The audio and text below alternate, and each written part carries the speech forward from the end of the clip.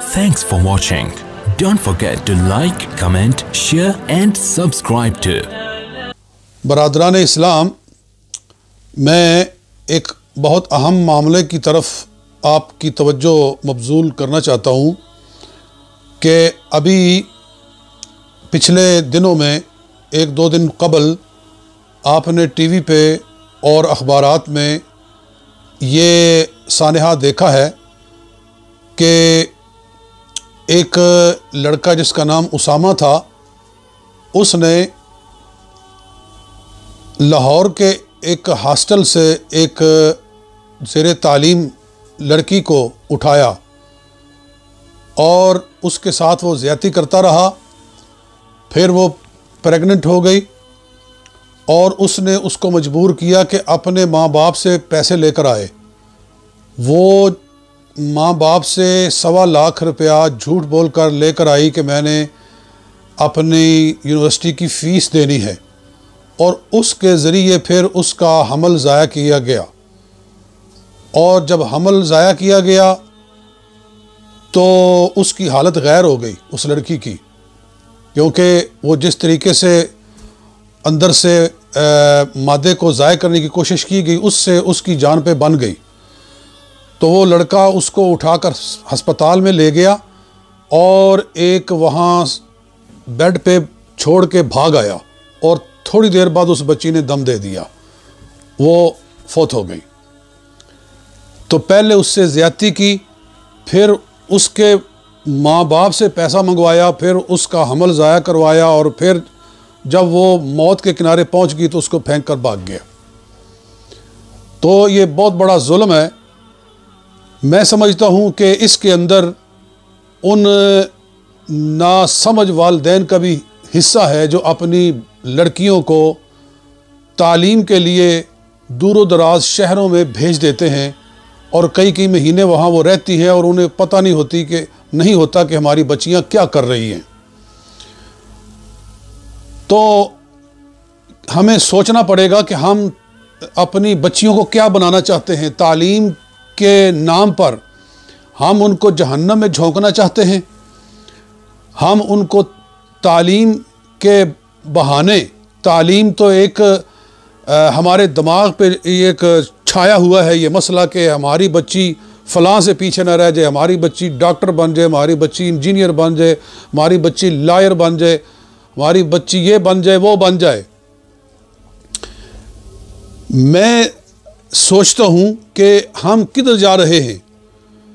हम बच्चियों को लॉयर बनाना चाहते हैं, डॉक्टर बनाना चाहते हैं, इंजीनियर बनाना चाहते हैं, लेकिन उनको कुरान नहीं सिखाना चाहते, उनको रसूल पाक सल्लल्लाहु अलैहि वसल्लम की सीरत नहीं सिखाना चाहते, उनको हज़ूर अलैहिस्सलाम की अज़वाज मुतहरात की पाक सीरत से आगाह नहीं करना चाहते।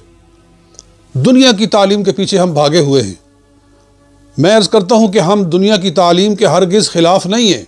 इस्लाम तालीम से नहीं रोकता है, लेकिन इस्लाम की कुछ पाबंदियाँ हैं, उनको अगर ना अपनाया जाए तो फिर इस तरह के सानहात होते हैं। देखिए, रसूल पाक सल्लल्लाहु अलैहि वसल्लम का इरशाद मुबारक है, ये मुत्तफ़क़ुन अलैह हदीस है बुखारी और मुस्लिम की। रसूलुल्लाह सल्लल्लाहु अलैहि वसल्लम ने इरशाद फरमाया कि ला तुसाफिरुल मरअतु लिसलासति अय्यामिन व लयालिहा इल्ला व माहा ज़ौजुहा औ ज़ू रहमिन महरम मिनहा, कि कोई औरत 3 दिन और 3 रातों के लिए सफ़र न करे, तन्हा सफ़र न करे।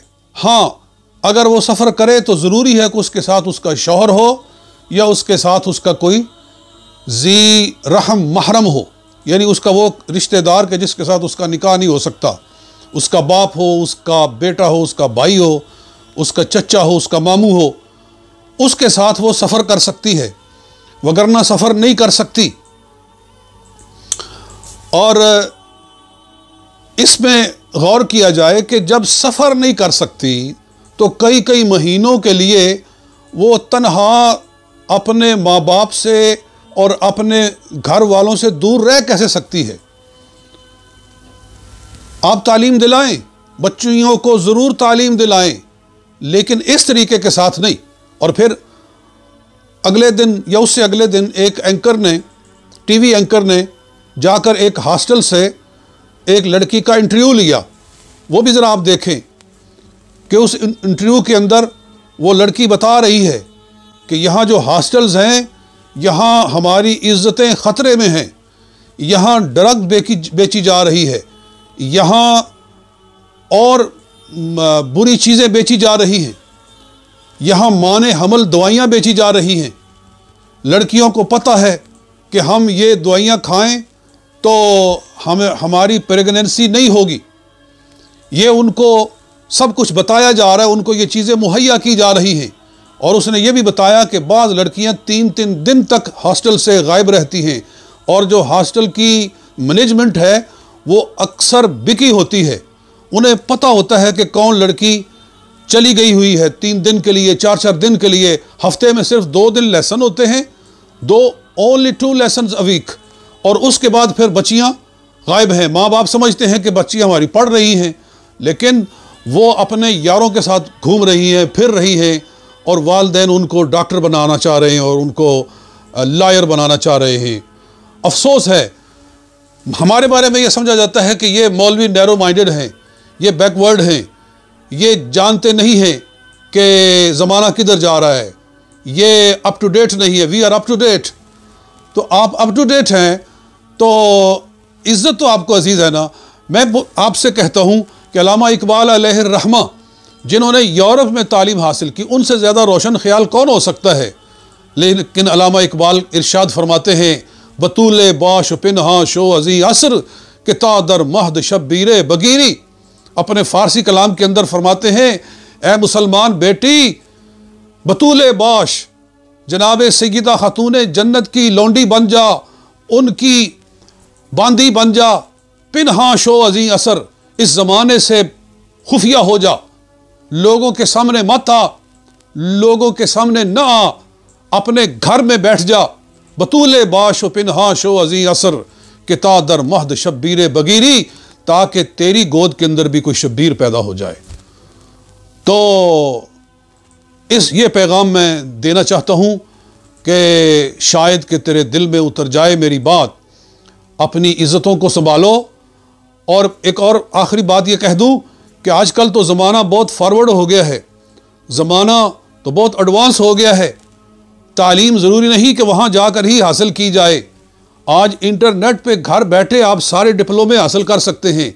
बल्कि ये जब से ये कोरोना क्राइसिस आए हैं तब से लेकर तो तमाम यूनिवर्सिटियों ने, तमाम कॉलेजेस ने अपनी सारी एजुकेशन को ऑनलाइन कर दिया है।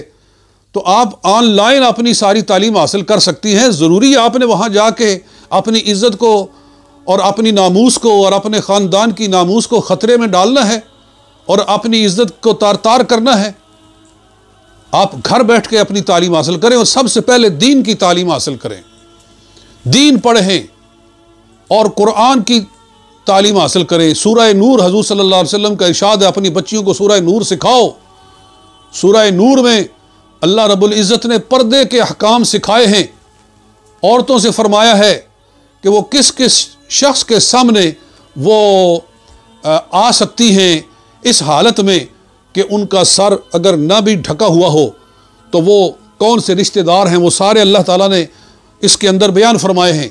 एक जगह अल्लाह ताला इरशाद फरमाता है सूरह नूर के अंदर कि वला यज़रिबन बिअरजुलिहिन्ना लियुअलम मा युख्फीना मिन ज़ीनतिहिन्ना। औरत बाज़ार में चले तो पाँव ज़ोर से मार कर ना चले, ताकि लोगों की तवज्जो उसकी तरफ ना जाए, लोग उसकी तरफ देखें नहीं मुड़ मुड़ के। यानी औरत को शमे महफिल बनना और लोगों को अपनी तरफ अट्रैक्ट करना, ये इस्लाम इस बात की इजाज़त नहीं देता है। और इसी तरह सय्यद आलम सल्लल्लाहु अलैहि वसल्लम का इरशाद है कि ला यखलुवन्न अहदुकुम बिइमरातिन इल्ला व माहा ज़ौजुहा औ ज़ू रहमिन महरमिन मिनहा, कि तुम में से कोई शख्स किसी औरत के पास तन्हाई में ना बैठे, अकेले में ना बैठे, जब तक कि उसके साथ उसका शौहर या उसके करीबी अजीज़ों में से जो उसके महरम हैं उनमें से कोई उसके साथ ना हो। तन्हाई में हज़ूर अलैहिस्सलाम ने फरमाया जब मर्द और औरत बैठते हैं तो तीसरा साथ में शैतान बैठता है और दोनों के दिलों को एक दूसरे की तरफ खींचता है और उनके अंदर वसवसे पैदा करके उनको गुनाह के अंदर मुब्तला करता है। तो अगर हम अपनी बच्चियों को यूँ आज़ाद छोड़ दें कि वो जनाब जाएं और दूर दराज के इलाकों में जाकर अकेले रहें। और इससे बढ़कर मुसीबत यह है, यहाँ हम यूके में बैठकर बात कर रहे हैं कि यहाँ सरकारी हॉस्टल्स नहीं हैं जहाँ के सिक्योरिटी होती है, जहाँ के पहरेदारी होती है, बल्कि हमारे अपने जानने वालों में से कई लोगों की बच्चियाँ इल्म हासिल करने के लिए वो जो दुनिया की एजुकेशन है, मॉडर्न एजुकेशन है, उसको हासिल करने के लिए लंदन में जाकर, ऑक्सफोर्ड में जाकर उन्होंने तालीम हासिल करना शुरू की और किसी हॉस्टल में जाकर क़याम किया। और यहाँ मखलूत माहौल होता है, मखलूत एक मकान किराए पर ले लेते हैं, वहाँ लड़के भी हैं, वहाँ लड़कियाँ भी हैं। और फिर यूनिवर्सिटियों के अंदर तो बिल्कुल ही सारा को एजुकेशन है, तो उसमें लड़कियाँ भाग गई, अंग्रेज़ों के साथ भाग गई और जनाब यहूदियों के साथ भाग गई। ये कुछ हुआ है हमारे साथ।